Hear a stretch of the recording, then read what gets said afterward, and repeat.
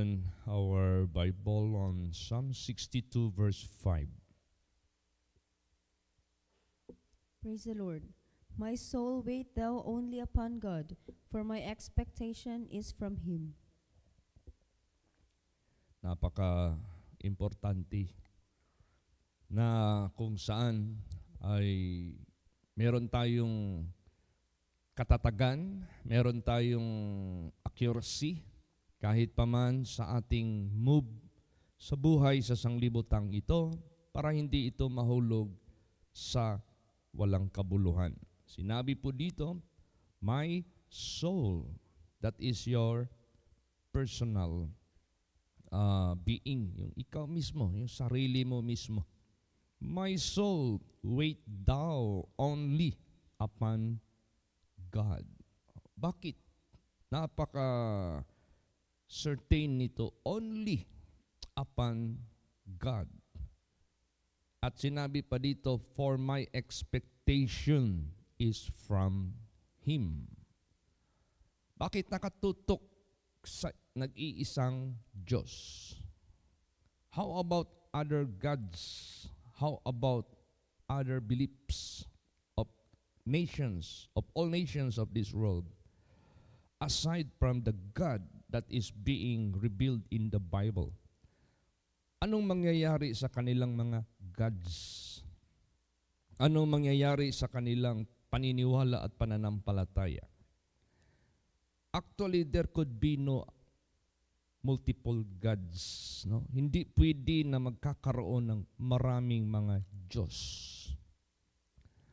Unless patunayan mo na ng Diyos nila as what the God in the Bible who made the heavens and the earth, that by His words and by His power, He created them lahat. Unless mapatunayan nila that their God has something that can do as what the God in the Bible has done. Kung wala, they are not true gods. They are not living God, but matatawag silang false gods. Ano naman ang mga gods sa mga nations since from the beginning na ating natutunan sa Biblia? They are idols. They are just made by the hand of human being. But the God whom we have known, but the God whom we believe, but the God whom we worship is the God who made us, is the God who made everything. Yan ang genuine na Diyos. Kaya hindi pwede na magkakaroon ng iba-ibang Diyos because there could be no other God but one God. There could be no other creator but one creator. At dapat doon natin ituon sa Kanya. The living God, the true God, the genuine God. Only, kasi siya lang nag-iisa. Kaya tama itong statement na ito, my soul, wait thou only upon God, the God who made the universe. Tingnan mo, if you mock Him as what happened in LA, as they mock God, di ba? Anong naging resulta? Destruction. Kaya nga sabi nga ni Moses, kayo na mga rebellious individuals and company, dahil sa ginawa ninyo sa akin, na kung saan hindi naman ako naglagay sa sarili ko dito. Kung ako ay appointed by myself and not by God, walang mangyari sa inyo at this moment. But if there is something that will change and that will happen, meaning to say, patunay, I am not appointed by myself, but there is God who made the heavens and the earth, who appointed me to lead you. Di ba anong nangyari? Biglang bumiak yung lupa. There is no such equipment of this world that can do it. Na ang lupa biglang magbiak, tapos yung mga tao na mga rebellious people nahulog lahat doon sa ilalim ng lupa at kusang nagsara ang lupa para ilibing sila at mawala na sila ng lubusan sa mundong ito. There is no such equipment. There is no such machine that can do that. Walang makagawa. But God can do it because He is living God. O di ba anong nangyari ngayon? They despise, they mock, they laugh to scorn the God who made the universe. So they are referring the God in the Bible. O di ba? Anong nangyari? Sunog ang mga bahay nila. Sunog yung malaking area. Ngayon naman daw, mayroon na naman daw nagsisimulang sunog na naman sa California. You see? Kaya, isa lang ang Diyos. There, it can never be multiple. It can never be more than one. There is only one God. At dapat doon natin itutok, doon natin sa Kanya lamang ang ating paghihintay at ang ating expectation. Doon lamang sa Kanya. Kasi hindi ka mabibigo, hindi ka talaga mabibigo. Yung expectation mo, hindi talaga mabibigo. Dahil buhay siya eh. Makapangyarihan siya eh.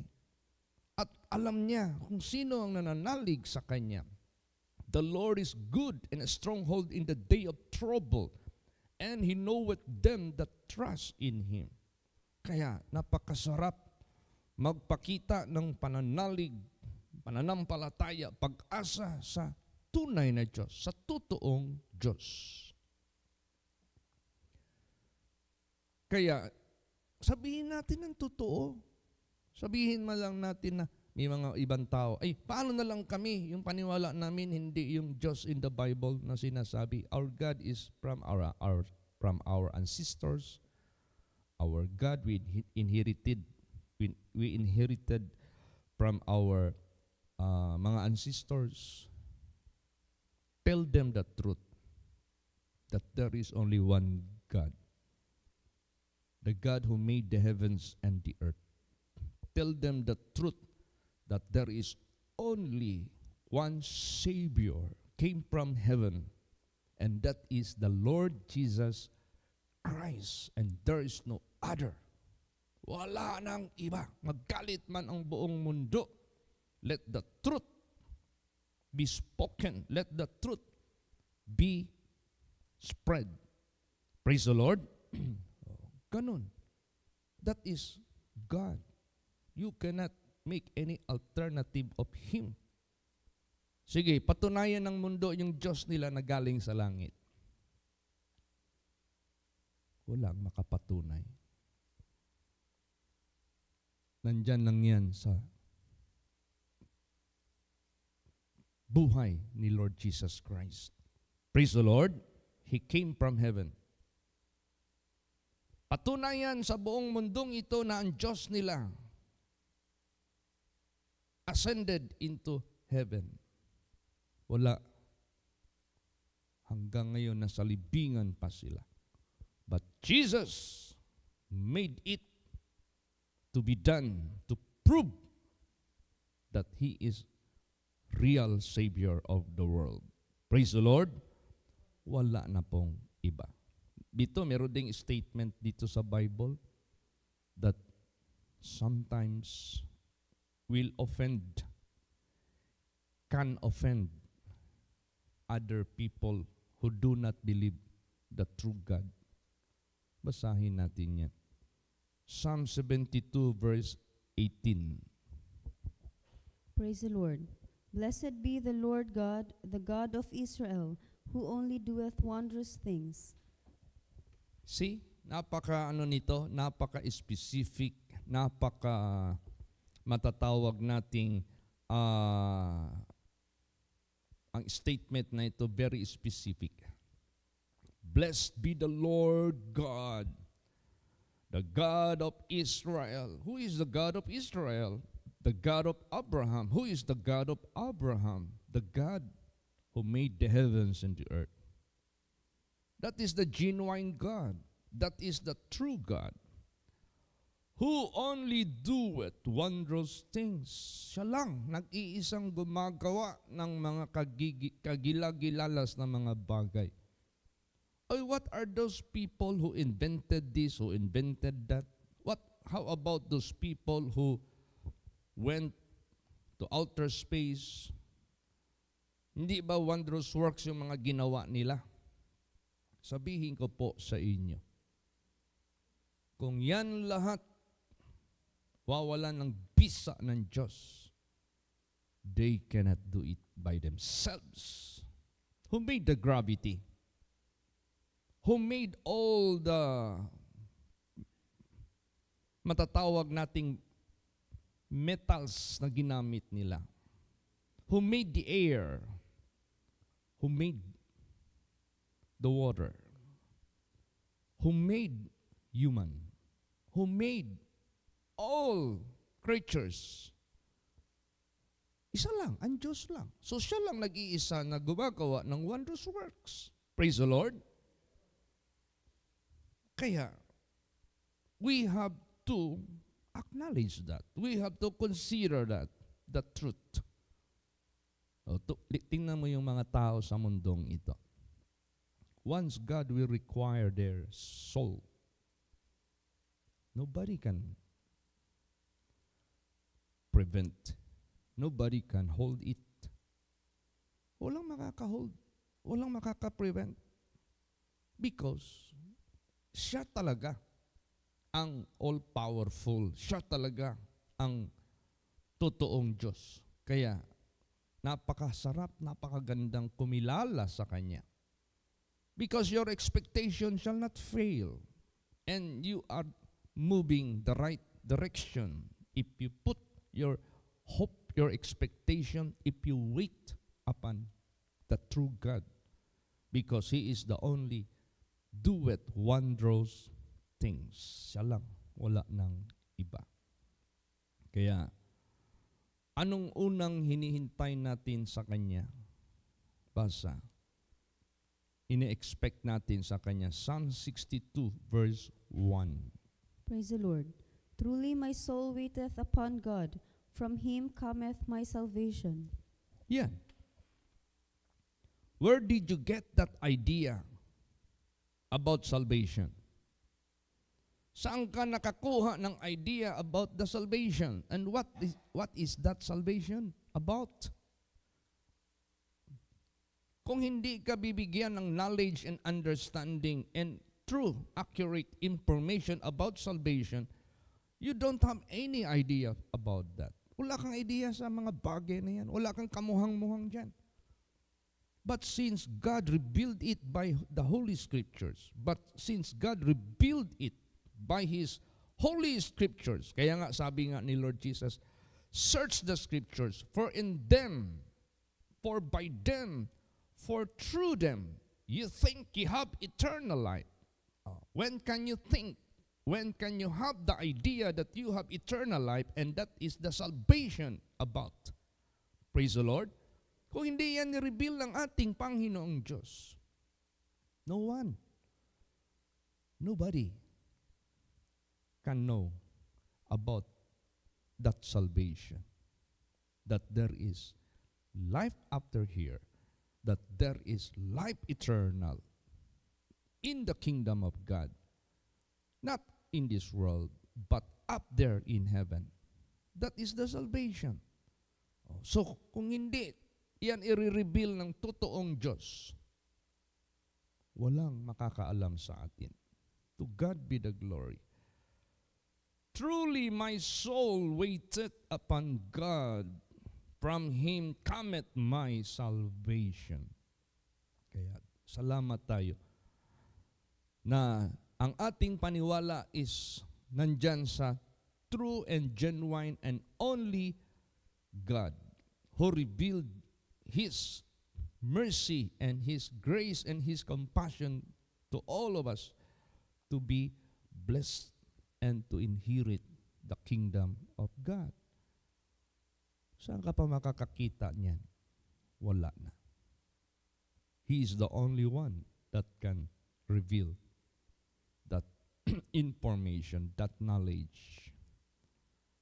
So that salvation must be protected pag na-attain mo na yan, pag na-avail mo na yan sa Diyos.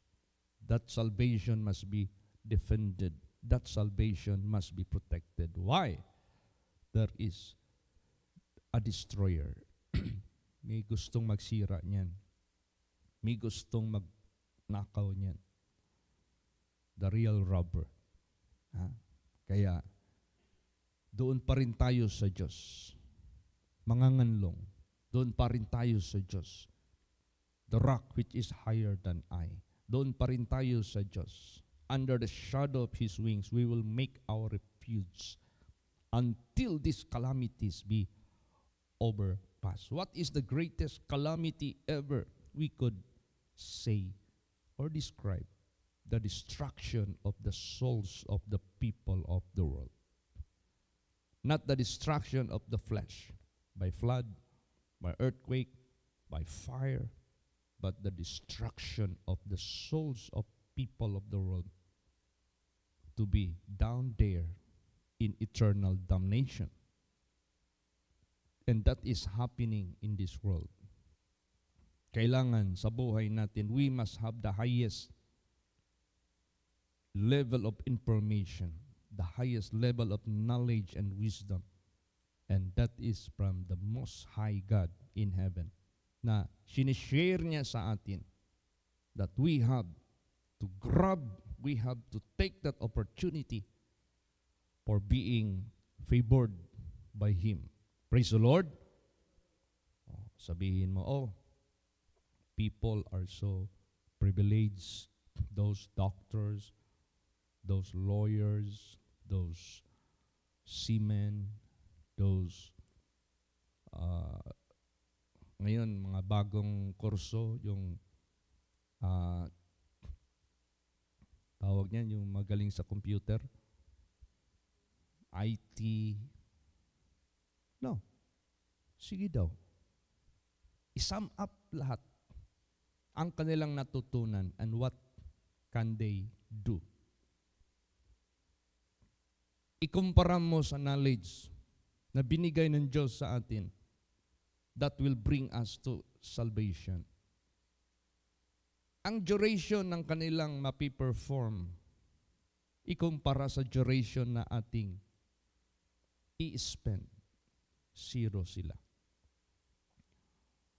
Sa glory, sa riches na kaya nilang i-project at kaya nilang ma-attain sa buong buhay nila, ikumpara mo sa eternal riches, eternal glory na ibibigay ng Diyos sa atin by that salvation. Wala. They are nothing. That is why salvation is the greatest thing that we have to protect. We have to avail. Pag avail mo na yan, protect it. Who can protect it? The same God who brought you salvation. Same God na naghatid sa iyo sa kaligtasan na yan.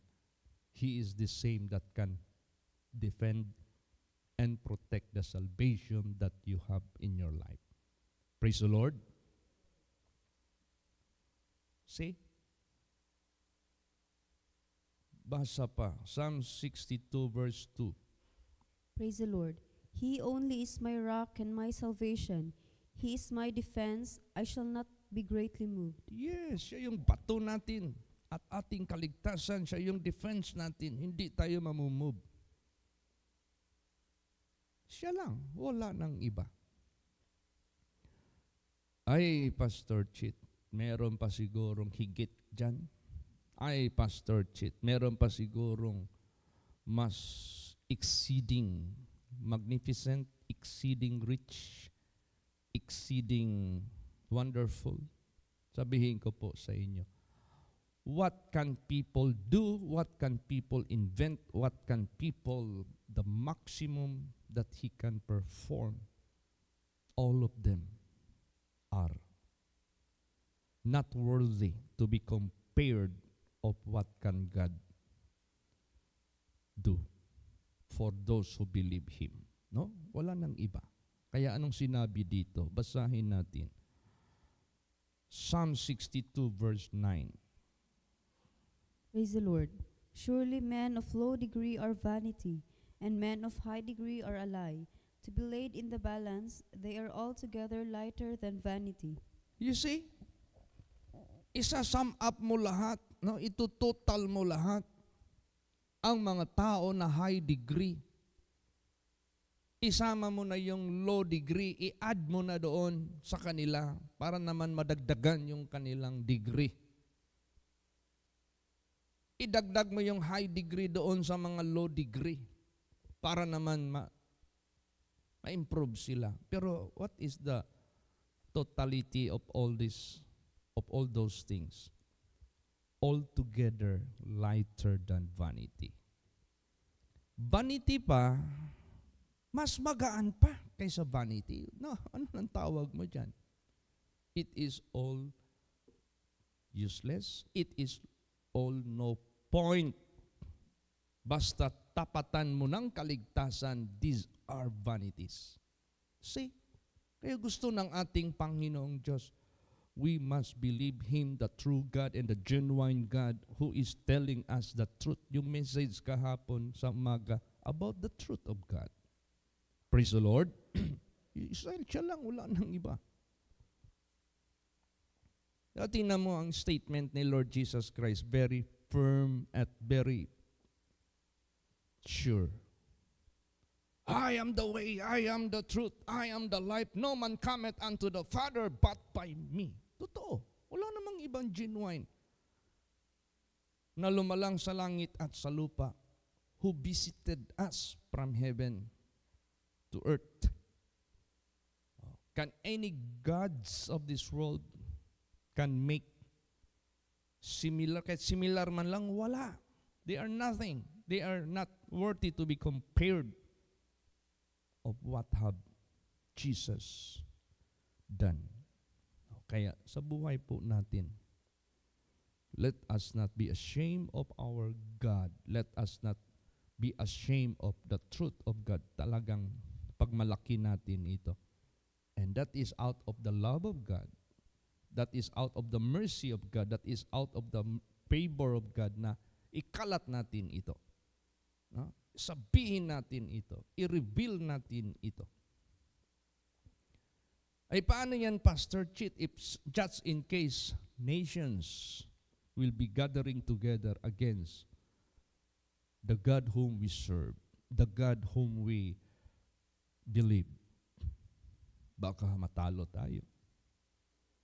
If all nations will be gathered together and will declare offensive way against the God whom we believe, against the God whom we serve, baka matatalo na tayo.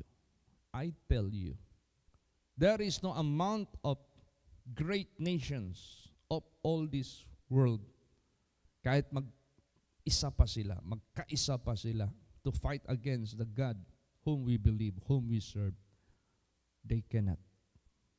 They cannot. They cannot be able to surpass our God. Bakit? Basahin natin. Isaiah 40 verse 17. Praise the Lord. All nations before Him are as nothing, and they are counted to Him less than nothing and vanity. Yan. Lahat ng mga nations, pasabihin mo na, lahat. None of those nations which are not being included. Lahat, ilahat mo na. Count all nations that is being created on earth. Lahat na sila. All nations before him are as nothing. Imagine. And they are counted to him less than nothing. And vanity. Kaya ganun ka-importante.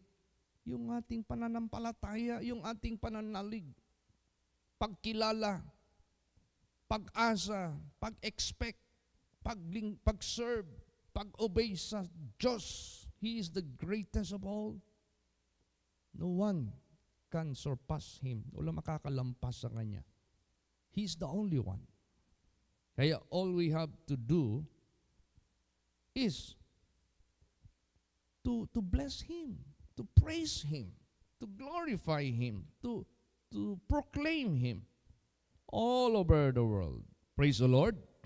This is how He asked and told His disciples, teaching them to observe all things whatsoever I have commanded you, and lo, I will be with you even unto the end of the world. Preaching the kingdom of God, saying the kingdom of God is at hand. Heal the sick, cleanse the lepers, raise the dead, cast out devils, freely have received, freely give. And this gospel of the kingdom of God shall be preached unto all nations as a witness for all of them. Then the end shall come. This is a so-called directive from God. Ano niya ito? Command niya ito. Utos niya ito. And there is no such above Him. Okay, wherever we shall go, whatever we shall do, let us exalt God above all. No nation that will be able to prevent us from telling the truth. Praise the Lord. Kaya sa buhay natin, let us praise God. Let us exalt God. Let us magnify Him above all things. And do not forget all His benefits para hindi natin siya pagpalitan ng anuman. But let us share this. Basahin natin. Psalms 103 verse 1 and 2. Praise the Lord. Bless the Lord, O my soul, and all that is within me. Bless His holy name. Bless the Lord, O my soul, and forget not all His benefits. Yes, all we have to do is to praise Him, to bless Him, to magnify Him, to exalt Him. Bless the Lord, O my soul, and all that is within me. Bless His holy name. Bless the Lord, O my soul, and forget not all His benefits. Napakapalad po natin. He made us to know what are those benefits we shall have someday.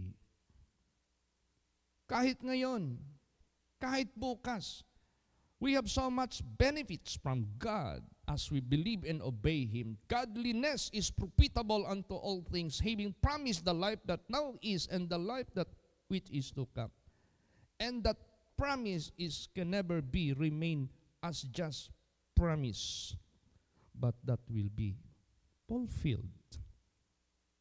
God is not being known unfaithful to His promises, but God is faithful that promise. Praise the Lord. Kaya, ganun, wala nang iba. Do not forget all the benefits because He is not bullying us. Neither He is not flattering us. All the benefits He promised to be to those who are godly. In this present time, in this present world, we shall benefit it. And the life that which is to come, much more, we shall benefit it. All these things are accurate and true and faithful. So that is why, bless the Lord. Praise the Lord. Purihin natin ang Panginoong Diyos. How about Pastor Chit, those people who do not believe him, those people who do not recognize him, those people who do not praise him, who do not obey him, who do not believe him, who do not serve him, what will happen to them? Now, what can you say about these people? The one who made them, the one who loved them, the one who blessed them, and yet they disowned, hindi nila inangkin, they neglect, they refuse to acknowledge, they refuse to honor, they refuse to worship, they refuse to even to believe, but they will be speaking words against in heaven. What will happen? Sabihin ko po sa inyo, if there is reward for the righteous, there is also reward for the unrighteous. May matatanggap sila. They cannot refuse, neither can escape from it. Kaya we must be very careful. Pinatunayan na ito ng Diyos sa langit. Pinatunayan na ito ng Diyos dito sa lupa. Shall we not learn from it? Hindi ba tayo matuto from those things? We must learn. Dapat matuto tayo. Kasi ipapakita ng Diyos pagdating ng panahon how He will cut off all the wicked. And how He will punish all the wicked.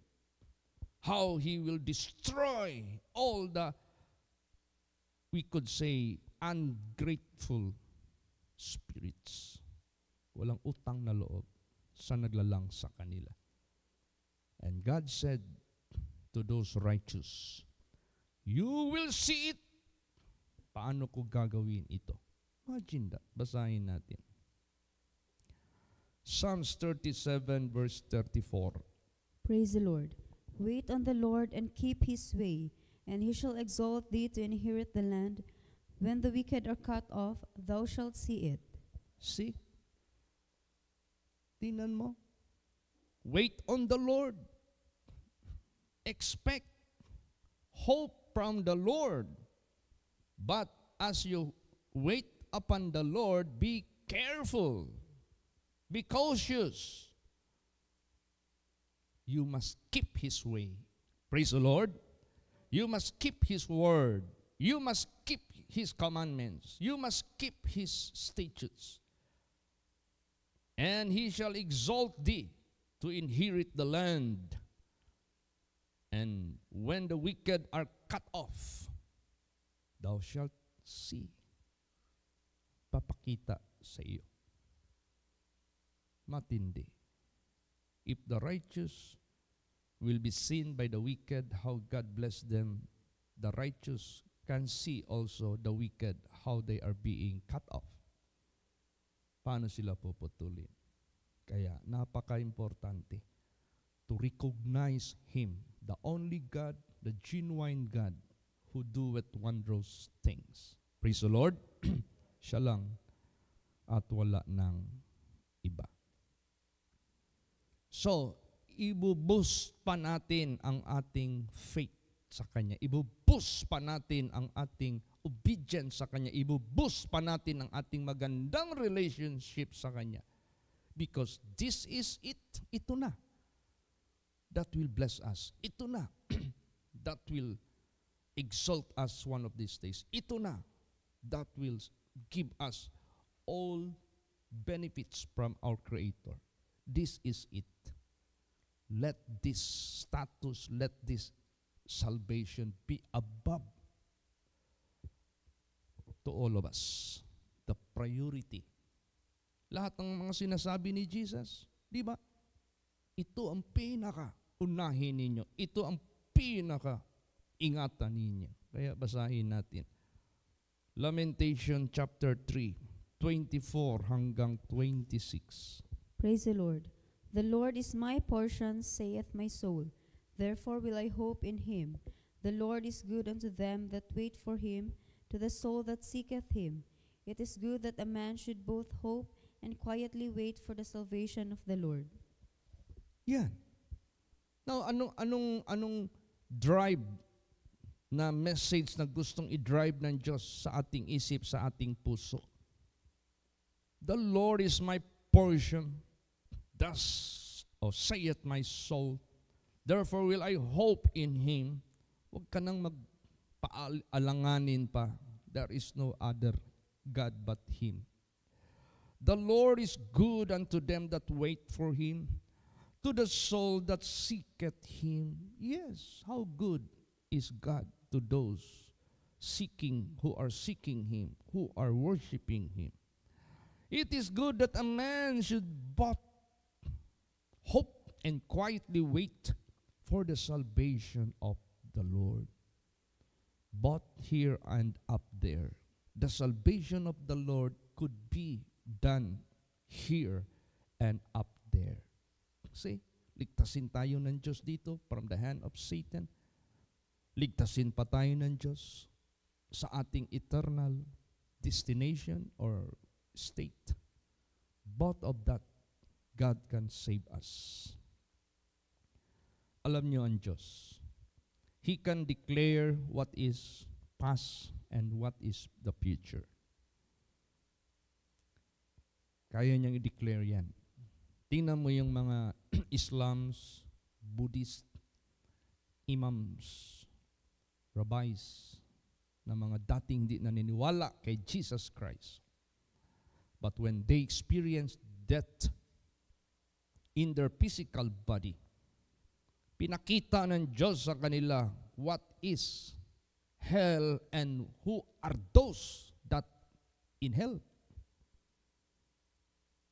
At pinakita ng Diyos what is heaven and what are those could be in the heaven and who shall be there. Pinakita. Now, ang Bible, kung basahin natin, ito yung naghahayag sa atin ng accurate information. Makikita natin saan ka papunta. Someday, if you believe and obey God, you will be going to the kingdom of God. If you refuse to believe and disobey God, you will be going to eternal damnation in the second death in hell. Lahat yan pinapakita ng Diyos. God never hide anything. Praise the Lord. So lahat itong nakikita na ito, this will come to reality. So, now is the day of salvation. Now is the accepted time. Now is the day of salvation. If there is tomorrow, continue to keep that salvation. If there is more years to go in your life, see to it, hindi mawala sa iyo ang kaligtasan sapagkat lahat ng ipinakita ng Diyos will come to pass. Mangyayari. How blessed you are na yung salvation na yan na pinakita ng Diyos sa buhay mo that you attained by Jesus Christ, the only way, the only truth, the only life. How blessed you are.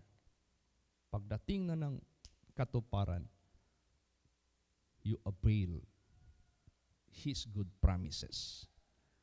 Here, up there as well. Lahat yan, accurate yan. None will fail. Walang magfe-fail sa mga bagay na yan. Praise the Lord. Kaya basahin natin Habakkuk chapter 2 verse 3. Praise the Lord. For the vision is yet for an appointed time, but at the end it shall speak and not lie. Though it tarry, wait for it, because it will surely come, it will not tarry. What vision is all about? Vision that is pertaining the seeing eye, what he can behold. Yung bang ang mata na nakakakita, kung ano yung nakikita niya. Huh? And the eye, the physical eye, if this will be impaired, no, kung mabulag ito, you can no longer see visibly the physical world. But there is an eye that can see unseen things. Kahit blind ka pa sa mga mata mo na physical, but there is seeing eye yung kaluluwa natin, still could see. Kaya lahat na ipinakita ng Diyos dito, temporal and eternal matters, it will surely come. It will not tarry. Wait for it. It will surely come. Kaya lahat ng mga pinakita ng Diyos dito sa Bible, by the knowledge, by the wisdom of God from heaven, which He revealed through the Holy Scriptures, lahat mangyayari yan. For the vision, pinakita ng Diyos, is an appointed time.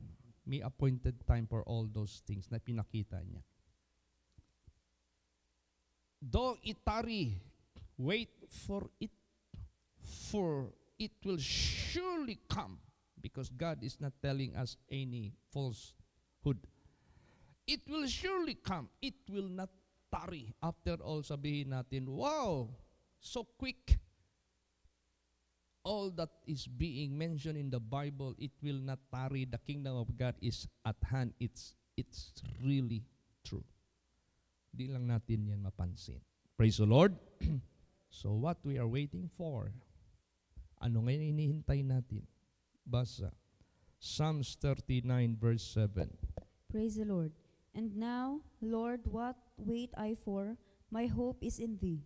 Yes. Ilagay mo yung hope mo sa Kanya. The true and the only God who is performing wondrous things. The solid rock that can save you and protect you all the way. Wala na tayong gagawin pa. Hope in God. Which hope we have as an anchor of the soul, both sure and steadfast. Yan ang gusto ng Diyos sa buhay po natin. Basa pa, Psalm 71:5. Praise the Lord. For Thou art my hope, O Lord God, Thou art my trust from my youth. Yes. Thou art my hope, O Lord God. If you are saying it at your old age, Thou art my trust from you. Say you have maintained your stand, your hope. Simula bata ka pa, matured ka na, maybe gray-headed ka na.